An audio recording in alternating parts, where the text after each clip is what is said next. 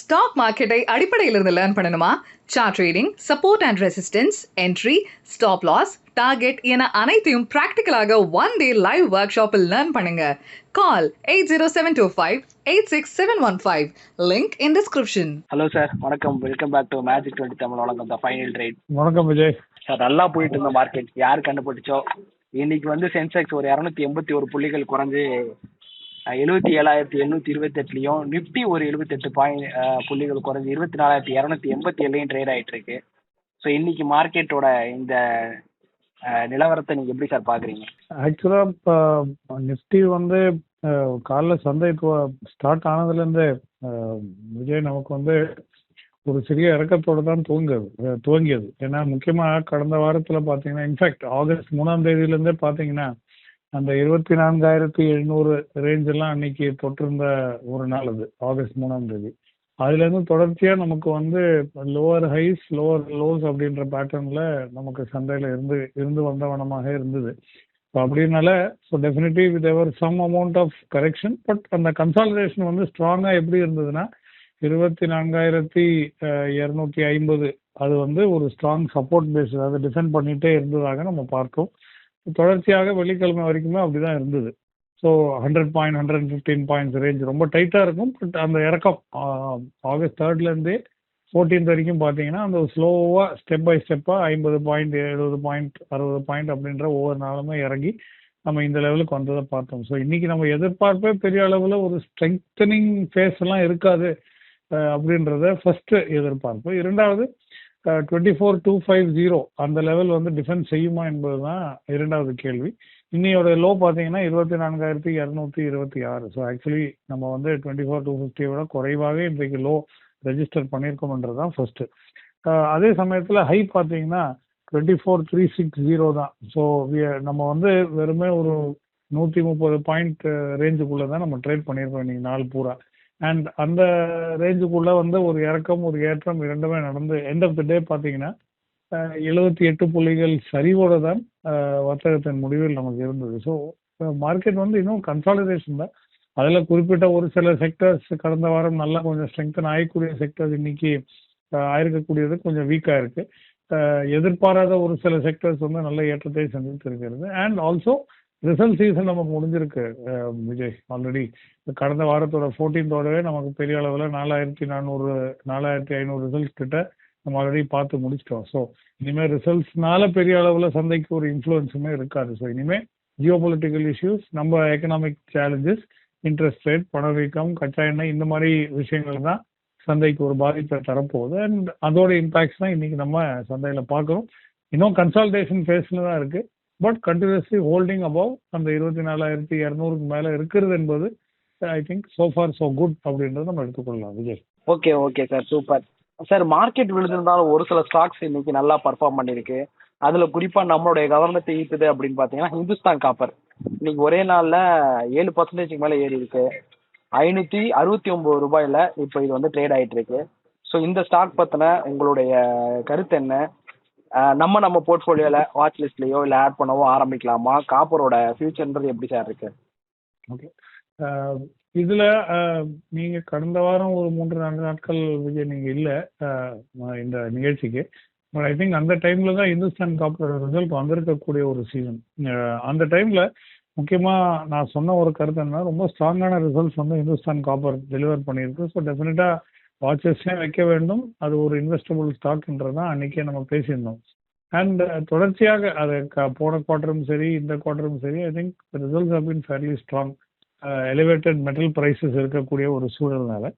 And internationally நம்ம பார்த்தீங்கன்னா காப்பருடைய விலை வந்து தொடர்ச்சியாக இந்த மாதத்துலேருந்து ரொம்ப ஸ்ட்ராங்கான ஒரு ஏற்றம் சந்தித்து பார்க்கணும். சர்வதேச சந்தையில் ஆல்மோஸ்ட் $5.7 per pound அந்த ரேஞ்ச் எல்லாம் தாண்டி ஆல்மோஸ்ட் $520 per ton அந்த ரேஞ்சுக்கெல்லாம் போயிருக்கக்கூடியதையும் நம்ம பார்த்துருக்கோம். ஸோ ஓவரால் காப்பர் ப்ரைஸிங், அதாவது இது எதனால இந்த காப்பர் ப்ரைஸிங் உள்ள ஸ்ட்ராங்காக வந்திருக்குன்னா, ஒன்று சர்வதேச சந்தையில் ஒரு shortage of supply.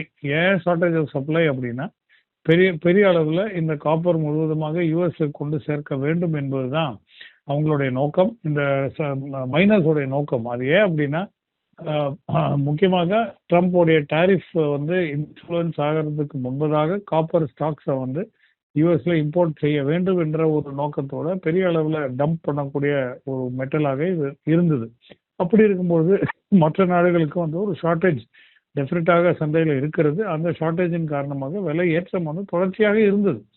But and results are also very strong Vijay. So international ஃபேக்டர்ஸாக இருக்கட்டும், டொமஸ்டிக் டிமாண்டாக இருக்கட்டும், டொமஸ்டிக் ரிசல்ட்ஸாக இருக்கட்டும், இரண்டுமே 2-3 காரணிகள் ஸ்ட்ராங்காக இருக்கும் பட்சத்தில் டெஃபினெட்லி காப்பர், இந்துஸ்தான் காப்பருடைய விலை வந்து இவ்வளோ தூரம் ஏறி இருக்கு என்பதே ஒரு அண்டர்ஸ்டாண்டபிள் ஃபேக்டர்.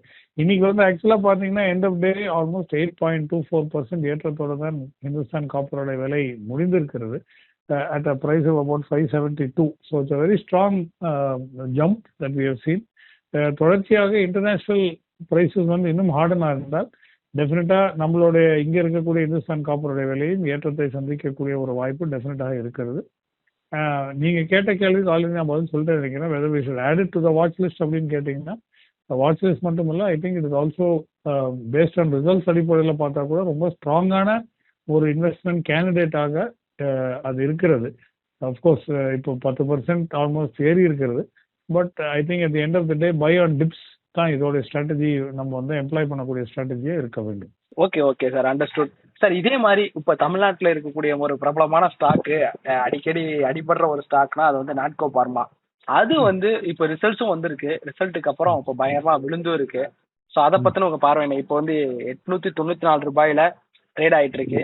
போன வாரம்லாம் 930, 20 அப்படின்னு ட்ரேட் ஆயிட்டு இருந்தா அந்த ஸ்டாக் இப்போ 894க்கு வந்திருக்கு. அதை நம்ம எப்படி சார் பார்க்கலாம்? ஆமா, அதாவது நாட்கோ ஃபார்மாவோட Q1 ரிசல்ட்ஸ் வந்து இயர் ஆன் இயர் பேசிஸ்ல நம்ம அது எதனால வீழ்ச்சின்னு நான் எக்ஸ்பிளைன் பண்றேன். அது எதனால வீழ்ச்சினா இயர் ஆன் இயர் பேசிஸ்ல நம்ம வந்து நாட்கோ ஃபார்மாவோட ரிசல்ட் கம்பேர் பண்ணும்போது கொஞ்சம் வீக்கா இருந்தது. அது வீக்கா இருந்தது ஏன்னா கடந்த வருஷம் இதே நேரத்தில் நம்ம இந்த ரிசல்ட் கம்பேர் பண்ணுறது எக்ஸப்ஷனலி ஸ்ட்ராங்கான ஒரு ரிசல்ட் கொடுத்துருந்தது நாட்கோ. ஸோ அந்த எக்ஸப்ஷனலி ஸ்ட்ராங் ரிசல்ட்டோட இப்போ வந்திருக்கக்கூடிய ரிசல்ட் கம்பேர் பண்ணும்பொழுது டெஃபினட்டாக கொஞ்சம் வீக்னஸ் இருக்கிற மாதிரி, அதாவது பர்ஃபார்மன்ஸ் வந்து அவ்வளோ தூரம் சிறப்பாக இல்லாத மாதிரி நமக்கு வந்து ஒரு தோற்றம் இருக்கிறது.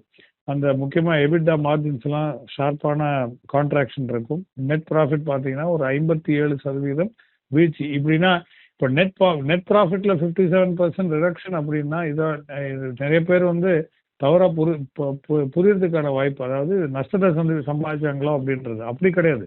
லாபத்துல 57% குறைவாக தான் லாபம் சம்பாதித்திருக்கு அப்படின்றதான் நம்ம புரிந்து கொள்ள வேண்டும். அண்ட் ரெவென்யூ வந்து ஆல்மோஸ்ட் ஒரு 43% குறைவாக as oppose to Q1 26. So அதுதான் சொல்றேன். ஸோ நம்ம பேஸ் ஆஃப் கம்பேரிசன் வந்து ரொம்ப ஸ்ட்ராங்கா இருக்கும்பொழுது விஜய், அந்த பேஸுக்கு ஈக்குவலண்டா நம்ம இந்த ரிசல்ட் கம்பேர் பண்ணும்போது கொஞ்சம் வீக்னஸ் தெரியும். அந்த ரிசல்ட் வந்து அவ்வளோ சிறப்பாக இல்லையே அப்படின்றத ஒரு எண்ணம். ஸோ அப்படி இருக்கும்போது டெஃபினட்டாக பிலோ பார் இல்லை பிலோ எக்ஸ்பெக்டேஷனாக இருக்கிறது, அந்த ரிசல்ட் கூட நம்ம எட்ட முடியல, அப்போ வளரவில்லை, வளர்ச்சியின் குறைவு, இந்த மாதிரி சில இன்டர்பிரிட்டேஷன்ஸ் வந்து அந்த ஸ்டாக் ப்ரைஸுக்குள்ளே வரும்போது டெஃபினட்டாக ஒரு வீழ்ச்சியை சந்திக்கிறதுக்கு ஒரு முக்கிய காரணியாக அது இருக்கிறது. பிகாஸ் ஆல்வேஸ் ஸ்டாக் ப்ரைஸஸ் வந்து ஆர் ஸ்லேவ்ஸ் ஆஃப் ஏர்னிங்ஸ் அப்படின்னு சொல்கிறோம். ஸோ ஏர்னிங்ஸ் வந்து இவ்வளோ தூரம் ஒரு வீழ்ச்சி, இவ்வளோ ஸ்ட்ராங் பேஸ்லேருந்து ஒரு வீழ்ச்சி விழும்போது டெஃபினட்டாக ப்ரைஸ் இறக்கம் வந்து சந்திக்கக்கூடிய ஒரு நார்மல் பேட்டர்ன் தான் நம்ம பார்க்கிறோம். சரி, இது எதனால இவ்வளோ பெரிய வீழ்ச்சி அப்படின்றத primarily because of high value US generic opportunities, அதாவது யூஎஸ்ல சப்ளை பண்ணக்கூடிய அந்த ஜெனரிக் ஆப்பர்ச்சுனிட்டிஸ் குறைந்த வண்ணமாகவே நமக்கு ஒரு தோற்றம் அளிக்கிறது. So we've been dropping in terms of contribution to generic drugs in the US. Also அவர் வந்து புதுசாக அந்த ரூல்லாம் கொண்டு வந்திருக்காரு 2028லேருந்து. அது வந்து 100%, 29ல் 200% எக்ஸெட்ரா சொல்லியிருக்காரு. ஸோ அப்படி இருக்கும் பட்சத்தில் அங்கேருந்து வரக்கூடிய demand or placement of orders for generic formulation for Natco வந்து குறைந்த வண்ணமாக இருக்கிறது, which I think is also one of the more contributing factor. இந்த ரிசல்ட் வந்து இறக்கத்தை அந்த இறக்கத்துக்கான ஒரு சூழலை ஏற்படுத்தியது.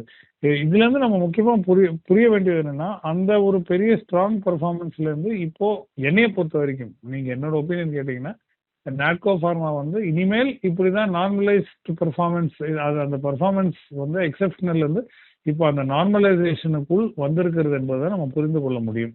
ஸோ இனிமே இதுதான் நம்ம பேஸா வைத்து நம்ம இனிமேல் கம்பேர் பண்ண முடியும். Q1 26 வச்சு நம்ம கம்பேர் பண்ணிட்டு இருந்தீங்கன்னா தொடர்ச்சியாக இந்த மாதிரி இறக்குறது அடுத்த குவார்டருமே இதே மாதிரி தான் இருக்கும். ஸோ அப்படி இருக்கும்போது ஐ திங்க் இனிமேல் நார்மலா இருக்க போகுது, திஸ் இஸ் த நியூ நார்மல்னு நினைச்சு நம்ம பார்த்தோம்னா ஐ திங்க் நாட்கோவோடைய பிசினஸஸ் வந்து இன்னும் கொஞ்சம் ஸ்டெபிலிட்டி வரக்கூடும் அப்படின்றது என்னுடைய எண்ணம். So right now wait and watch மோட்ல தான் இந்த ஸ்டாக்கை நம்ம வைத்திருக்க வேண்டும். பெரிய அளவில் ஒரு இன்வெஸ்ட்மெண்ட்டுக்குள் போக வேண்டாம். ஏன்னா இந்த நீஜாக் செல் ஆஃப் வந்து டெஃபினட்டாக ரிசல்ட் காரணமாக ஒரு பாதிப்பு இருக்கும். ஸோ இந்த டைம்ல அந்த ஸ்டாக்குக்குள்ள நம்ம நுழைய வேண்டாம்.